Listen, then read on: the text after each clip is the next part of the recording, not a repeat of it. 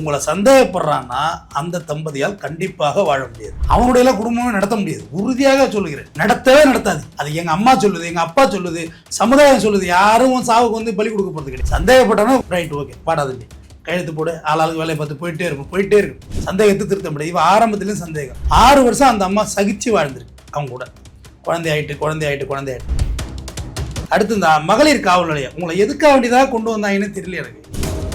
Stand போட்டு திருமணத்துக்கு டமால்னு எடுத்து ஊற்றிருக்கான். எடுத்து ஆசிட்டு கண்ணில் ஊற்றணுன்னே தப்பிச்சு பொழிச்சு ஓடுது. அந்த வீடியோ காட்சி இருக்கு பாருங்க. நீங்க அக்கம் பக்கத்தில் உள்ள மக்களுக்கும் நன்றி சொல்லுவோம். எல்லாம் சேர்ந்து விரட்டுறாங்க. சும்மா எனக்கு என்னன்ட்டு யாரும் நிக்கல. ஏன்னா அக்கம் பக்கத்தில் இவங்க தொடர்ச்சியான இவங்க சண்டைகளே பார்த்துக்கிட்டே தானே இருக்காங்க. விரட்டுறாங்க. கடைசியா இந்த பக்கமா அவன் திருப்பி கண்ணில் ஊத்துறாண்டு 2 கண்ணிலையும் போயிடுச்சு அந்த பெண்ணு.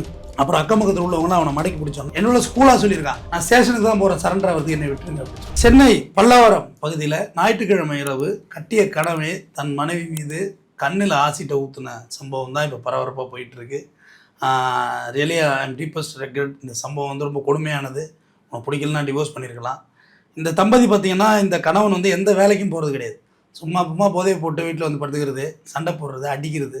சரி, ஒரு கட்டத்துக்கு மேலே இதுக்கு குழந்தை இருந்திருக்கு. இவனோட அக்ரெசிவ் மென்டாலிட்டி தாங்காமல் அவங்க அம்மாவோட அந்த குழந்தைய அனுப்பிச்சி வச்சுட்டு இந்த லேடி மட்டும் வேலைக்கு போயிட்டு வந்திருக்காங்க. இவங்க ஒரு சர்வே எடுக்கிற வேலைக்கு போயிருக்காங்க. சர்வே மீன்ஸ் வீடியோ டேட்டாலாம் எடுப்பாங்களா, வாரத்தில் 2 நாள் சைட்டுக்கு போகிற வேலை இருந்திருக்கு. இது இப்படியே போயிட்டு இருந்திருக்கு. கல்யாணம் ஆகி 6 வருடமாகவே ஒரே சந்தேகம். நான் இன்றைக்கும் சொல்கிறேன், அட்ஜஸ்ட் பண்ணி வாழ முடிந்தது வேறு. அது ஃபினான்சியலாக அட்ஜஸ்ட் பண்ணி வாழலாம். புருஷன் வேலைக்கு போகல, அட்ஜஸ்ட் பண்ணிக்கலாம், வேலைக்கு போயிடுவோம் ஒரு கட்டத்தில். மற்றபடி ஒரே ஒரு விஷயம் நீங்கள் அட்ஜஸ்ட் பண்ணிக்காது. உங்களை சந்தேகப்படுறான்னா அந்த தம்பதியால் கண்டிப்பாக வாழ முடியாது. ஏன்னா சந்தேகம் என்பது இட்ஸ் நாட் ஏ பொசிஷனஸ். அது ஒரு டிசீஸ். அது ஒரு நோய், உளவியல் நோய். அவனுடைய குடும்பமே நடத்த முடியாது. உறுதியாக சொல்லுகிறேன், நடத்தவே நடத்தாது. அது எங்கள் அம்மா சொல்லுது, எங்கள் அப்பா சொல்லுது, சமுதாயம் சொல்லுது. யாரும் சாவுக்கு வந்து பலி கொடுக்க போகிறது கிடையாது. சந்தேகப்பட்டானா ரைட், ஓகே, பாடாதண்டி கையெழுத்து போடு, ஆளாளுக்கு வேலையை பார்த்து போயிட்டே இருக்கும்.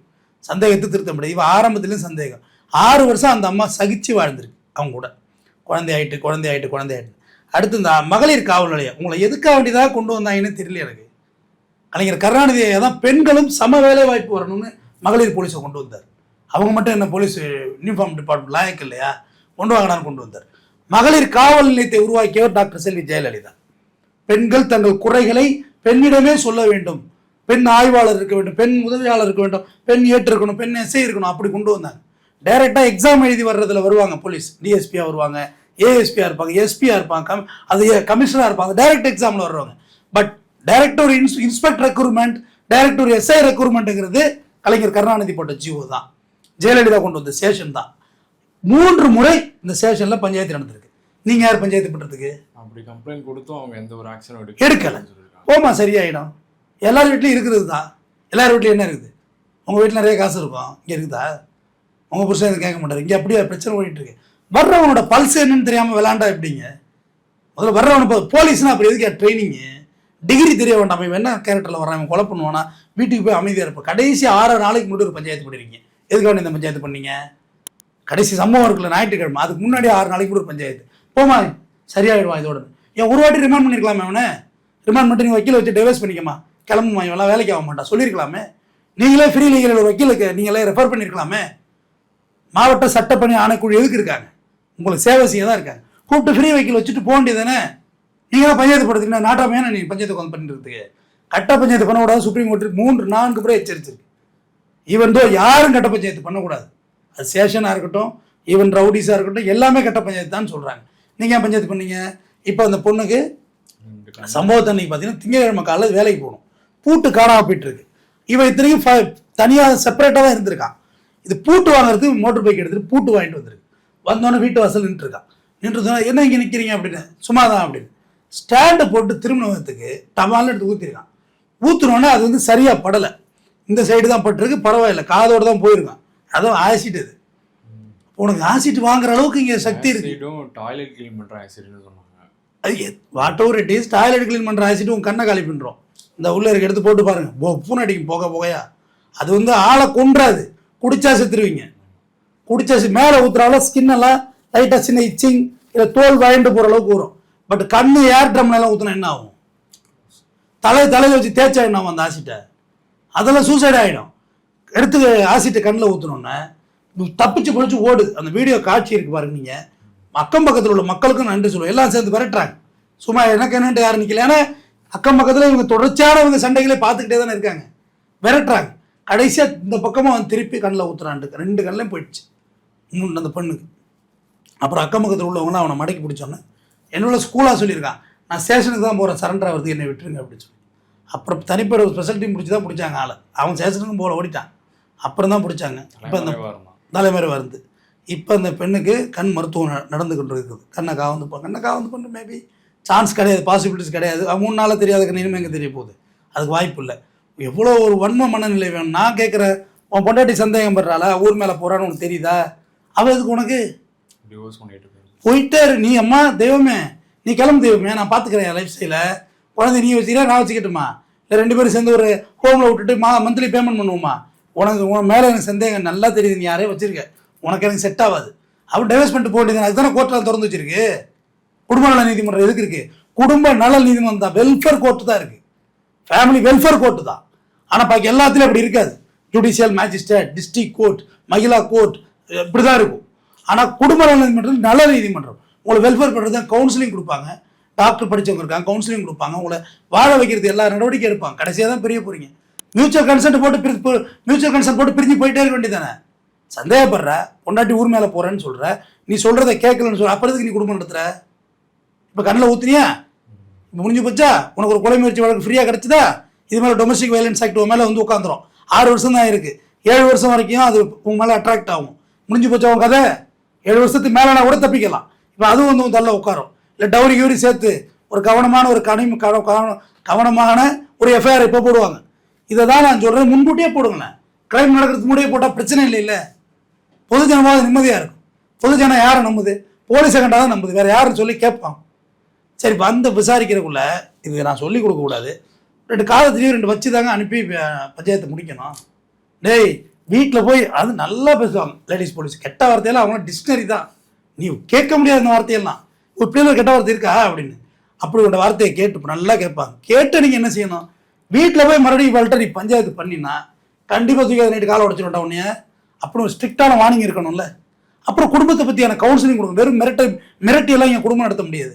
குடும்பம்னா இப்படி தாண்டா, எங்கள் வீட்லேயும் இப்படி தாண்டா இருக்குது, அதெல்லாம் வேலைக்கு போகிறோம், நாங்கள்லாம் வேலைக்கு தாண்டா வந்திருக்கோம், நாங்கள் என்ன தப்பாக பண்ணிகிட்டு இருக்கோம், எவ்வளோ நேரம் பேசிட்டு இருக்கோம், நீ ஏன் சந்தேகப்படுற அப்படின்னு சொல்லி நான் மருத்துவ கவுன்சிலிங் தான். அவன் மனநோயாளி, அவன் பொண்டாட்டி சந்தேகப்படுறவன் மனித ஆம்பளே கிடையாது அவன். ஓகேவா? இவ்வளவு 1300 குறள் எழுதியிருக்கான் வள்ளுவன். ஒரு குறளில் கற்பழிப்பு பற்றி எழுதவில்லை. ஒரே ஒரு குறள் மனைவியை சந்தேகப்பட்டு ஒரு திருக்குறள் இல்லை. அந்த காலத்தில் அப்படி மரபே இல்லாமல் இருந்திருக்கு. பெண் தோழி இருந்திருக்காங்க, இவன் ஒப்பாட்டி வச்சிருந்திருக்கான், பிறன்மனை நோக்கியிருக்கான். ஆனால் பிறன்மனை நோக்கிறவங்க கூட பொண்டாட்டியை சந்தேகப்பட்டதா ஒரே ஒரு குறள் 1330 குறள்ல பெண் வழி சேரல் எடுத்து படிச்சு பாருங்க. சந்தேகப்படவே இல்லை பொண்டாட்டியை. ஆனால் பொண்டாட்டி புருஷனை சந்தேகப்பட்டிருக்கு. பொண்டாட்டி இருக்கலாம் அச்சுன்னு தும்பிட்டானா, யாரை நினைத்து தும்மீர்னு கேட்குறாளாம். நான் நிற்கண்டா உனக்கு பக்கத்தில் நினைக்க வேண்டியவ, உரிமைப்பட்டவ, நீ யாரோ நினைச்ச பேர் கேட்டிருக்கு. ஸோ அந்த பெர்ஸ்பெக்டிவ் இருக்கு. அது பேர் பொசசிவ்னஸ், மூட் ஸ்விங் சொல்லுவாங்க. மூட் ஸ்விங் அது வேற. அது பட் மனைவியை சந்தேகப்பட்டு கொலை செய்ததாலாம் வரலாறு எழுதவே இல்லை வள்ளுவன். அப்படிப்பட்ட ஆகப்பெரிய சிவிலைஸ்டு சொசைட்டியில் நம்ம இருந்து வந்திருக்கோம். தமிழ் மொழி பேச தெரிஞ்சது அதுதானே. மனைவியை ஏன் சந்தேகப்படணும்? ஊரா விட்டு பொண்ணு எப்படியெல்லாம் வளர்த்துருப்பாங்க. அதை அழைச்சது சந்தேகம், இந்த ரிதன்யா மாதிரி வரதட்சணைங்கிறது, அப்புறம் அது காரில் போய் சூசைட் பண்ணுறது, எல்லாரோட வாழ்க்கையும் கெட்டு போகுதுங்க. பிடிக்கலையா ரைட், வேலைக்கு போயிட்டே இருக்கு. அந்த பொண்ணோட ஃபேமிலியாக சேர்ந்து டிவோர்ஸ் வாங்கி வச்சிருந்துருக்கலாம். அங்கே தான் நீங்கள் நல்ல பாயிண்ட். இது அங்கே தான் நீங்கள் ஒரு விஷயம், எந்த டிகிரியில் நம்ம மாறணுங்கிறது இங்கே யாருக்குமே தெரியறதில்ல. உங்களுக்கு எனக்கு ஒரு கொடுக்கல் வாங்கல் பஞ்சாயத்து நடக்குது, நான் பணம் கேட்டுகிட்டே இருக்கேன், நீங்கள் இல்லைன்னு சொல்லிகிட்டே இருக்கீங்க. இதே தொடர்ச்சியாக நமக்குள்ளே நடந்துக்கிட்டே இருக்குது. பல நாள் நடக்குது. என்றோ ஒரு நாள் அவங்க கொலை செஞ்சிருவாங்க. அந்த டிகிரி எதுன்னு உங்களுக்கும் தெரியாது, எனக்கும் தெரியாது. கேட்டுக்கிட்டே இருக்கேன், பணத்தை சொல்லிகிட்டே இருக்கான் அப்படின்னோம்னா முடிஞ்சு போச்சு. ஸோ அந்த டிகிரியோட நீங்கள் விளாண்டுக்கிட்டே இருக்கக்கூடாது. எக்ஸ்டெண்ட் ஈக்குவாலிட்டி தான் இங்கே எல்லாருமே சண்டை வளர்க்குறாங்க. உங்களை பழி வாங்கணும்னா கிரவுண்ட்லேருந்து பேச ஆரம்பிக்கணும். அதெல்லாம் இல்லை, கழுத்தில் கத்தி வச்சு தான் பேசுறது. அதை பண்ணியே இதை பண்ணியே பொம்பளையாக இருக்கட்டும் ஆம்பளையாக இருக்கட்டும், ஒரு கணவன் மனைவி பெட்டர் ஆஃப் நம்மளோட இன்னொரு பகுதி. அந்த பகுதிக்கிட்ட எப்படி அப்ரோச் பண்ணணுங்கிறது இங்கே தெரியறதில்ல. சேர்த்து வச்சு அடிக்கிறது ஒரே நாள், அது எப்படி சரியாகும்? இன்னைக்கு சண்டை போட்டுரு, நாளைக்கு காலில் பிரிஞ்சிரு. வள்ளுவன் 1330 குறளில் சொல்கிறான், ஊடல் காமர்த்துக்கின்போ அதற்கு கூடி மகிழ் பிறன்றான். ஊடல் என்றால் சண்டை, சின்ன சண்டைகள் வீட்டில் போடுங்க. ஏன்னா வள்ளுவனை பொறுத்து பார்த்துருப்பான்ல வாசிக்கிட்ட, சின்ன சண்டை போடுங்க, போட்டுட்டு அதுக்கு பிறகு கூடிமையின் பிற சேர்ந்து சந்தோஷமாக இருங்கங்கிறான் 1330 குறளில். இதை விட ஒரு நல்வழிப்படுத்துகிற அறநூல் நம்மள்ட்ட என்ன இருக்கு சொல்லுங்க? பிறன்மனை நோக்கா பேராண்மைங்கிறான். அடுத்த முன்னாடியே பார்க்காதரா, அவன் தாண்டா உண்மையான ஆண்மகன்றான். வேற இதை விட அருமையான குறள் என்ன சொல்றது? ஒரு குறள் சொல்லலாம், அறத்துப்பால்லையும் சொல்லலாம், பொருட்பால்லையும் சொல்லலாம், எல்லாத்துலேயும் இந்த பிரச்சனை இருக்கு. பெண் வழி சேரல்ல நம்ம என்னெல்லாம் நடக்கும் அப்படின்றது வரையும் எழுதியிருக்கான். ஸோ கணவன் மனைவிகளுக்கு தேவை கவுன்சிலிங். கட்ட பஞ்சாயத்தில் ஆலுமன் போலீஸ் ஸ்டேஷன் சொல்கிறேன். உங்களால் பல பிரச்சனை, தேவையில்லாத பிரச்சனை உருவாகுது. ஒரு போக்சோவில் எஃப்ஐஆர் போடுறதுனா உடனே போடுறீங்களே. பல கோர்ட்டு வந்து ஹைகோர்ட் வந்து செட்டசைட் பண்ண கூட சொல்கிறாங்க, பார்த்து போடுங்க எஃப்ஐஆர் சார்ஜ் ஷீட்லாம், ஏங்க அப்படி போட்டு பண்ணுறீங்கன்னு. செட்டசைட் ஆகுது. ஆதாரம் இல்லை, போதிய ஆதாரம் இல்லை, ஒன்றுமே இல்லை, செமன் டெஸ்ட் இல்லை, லேப் டெஸ்ட் இல்லை, எதுவுமே இல்லை, செட்டசைட் ஆகுது. ஆனால் போட்டுடுறாங்க. ஸ்பெஷல் ஆக்டை வந்து எப்படியெல்லாம் பயன்படுத்துகிறாங்கன்னு சொல்கிறேன். ஸ்பெஷல் ஆக்ட் வந்து இருபுறம் தீட்டிய ஆயுதம், நமக்கு எதிராகவும் திரும்பிடாது. எல்லா ஸ்பெஷல் ஆக்டும் சொல்கிறேன், அதை கரெக்டாக பாதிக்கப்பட்ட மக்கள் பயன்படுத்துகிறாங்கன்னா 10% தான். பாக்கி எல்லாம் டிராப்பிங்காக பிளாக்மெயிலுக்காக தான் பயன்படுத்துகிறாங்க. 10% விக்டீமுக்காக உள்ளது. ஆனால் விக்டீமாக ஆக்கி பயன்படுத்துறது. ஆமாம், மிரட்டுறது, போகிறது வர்றது, கஞ்சா கேஸ் போட்டுருவோம். ஒரு காலத்தில் மிரட்டுவாங்க. கஞ்சாவெல்லாம் இப்போ வந்து சென்ட்ரல் கவர்மெண்ட் இப்போ ரிவர்ஸ் ஆக்டில் வந்து 20 கிலோ வரைக்குமே இதுக்குள்ளே கொண்டு வரல, இதுக்குள்ளே கமர்ஷியலுக்குள்ளே கொண்டு வரல. அதுக்கு சொல்ல வர்றேன். இதெல்லாம் ஒரு மிரட்டுறதுக்கு நம்ம மேலே ஏவுறதுக்கும் சட்டத்திட்டம் கிடையாது.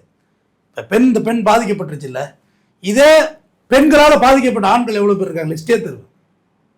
அவன் அந்த அஃபென்ஸ் செஞ்சே இருக்க மாட்டான், ஆனால் அவன் மேலெல்லாம் சார்ஜ் பண்ணுவாங்க. இவன் செஞ்சது பக்கா அட்டூழியம், பட்டா அட்ராசிட்டி. இது வந்து நல்ல விஷயமே கிடையாது, என்கரேஜ் பண்ணவே முடியாது. ஆனால் பெண்களும் சொல்கிறேன், உங்களோட சக மனுஷன் அவனுக்கு சக மரியாதை கொடுங்க. குறைந்தபட்சம் அவனோட சுயமரியாதை கொடுங்க. வேலைக்கு போயிட்டு வர்றோம், ஒரு கலப்பு செலப்பில் வர்றது தான். இதை 2 வார்த்தை திட்டான்னா அதை ஒரு பெரிய பூதாகரமாக்கி உடனே உங்கள் அம்மாவுக்கு ஃபோன் அடிச்சு என்ன திட்டான்னு சொல்லி உங்கள் அம்மா 4 வார்த்தை பேசி அதை பெருசாக பூதாகரமாக்கி பிரிஞ்சு நிற்காதீங்க. இதுக்கு ரொம்ப ஷார்ட் லைஃப், ஹாப்பியாக வாழும். தொடர்ந்து பேசுவோம். நன்றி.